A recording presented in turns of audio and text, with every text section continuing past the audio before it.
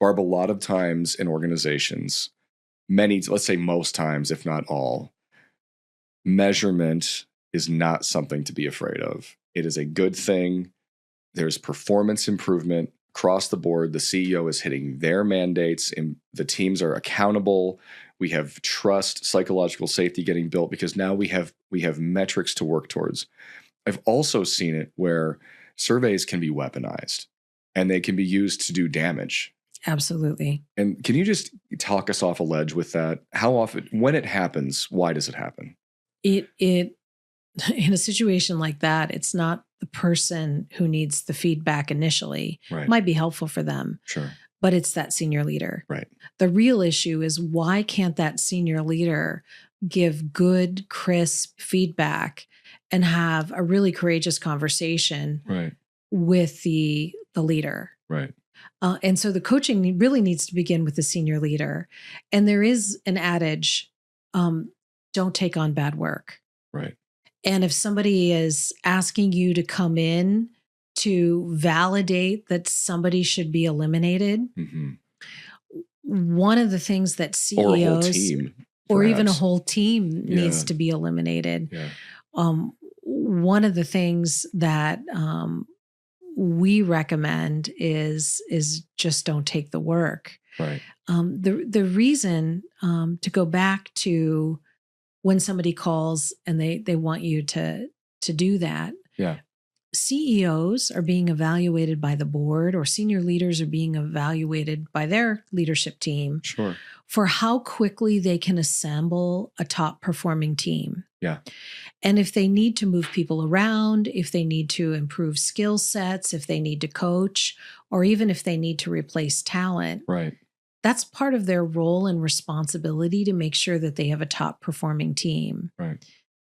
If they don't have the guts to make the call, then it's going to reflect poorly on their leadership in the long term. Sure. In the short term, it may seem easier, but ultimately it reflects poorly on them.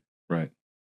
So ultimately speaking, we really shouldn't be afraid of getting a weaponized survey, because chances are, at least executive core is not doing them. When we do, in the off chance, take on an assignment where we see that the 360 has been weaponized. Yes. If it is the boss or the supervising leader rating that leader lower, okay, now that's a situation I love. Yeah. Because I have all the information to show that direct reports are rating that leader very high. Sure.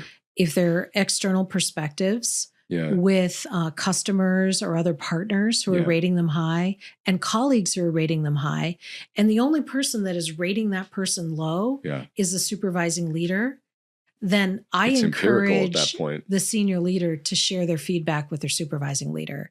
And I can't tell you how many meetings where we've turned the perception of the senior leader, and it's usually because that leader is not very good at managing up. Right. Or a lot of their work is invisible. Right. Or maybe their style just needs a little calibration to adapt to the style of the senior leader. So we've saved a lot of careers when that happens.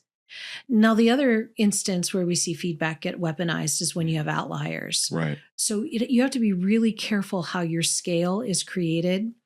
We track high scores and low scores. Yeah. And if we see a pattern where a few people are giving low scores pervasively across an assessment, we can factor that information out. Right. And then ultimately what we'll publicly report are the trends. Sure. What are the top skills? What are the things that they're setting as key goals? And we can course correct for that. So it's an insurance policy that you don't get weaponized. And that is something we're really good at. So don't be afraid to measure. Don't be afraid to measure. Perfect. Don't be afraid to measure.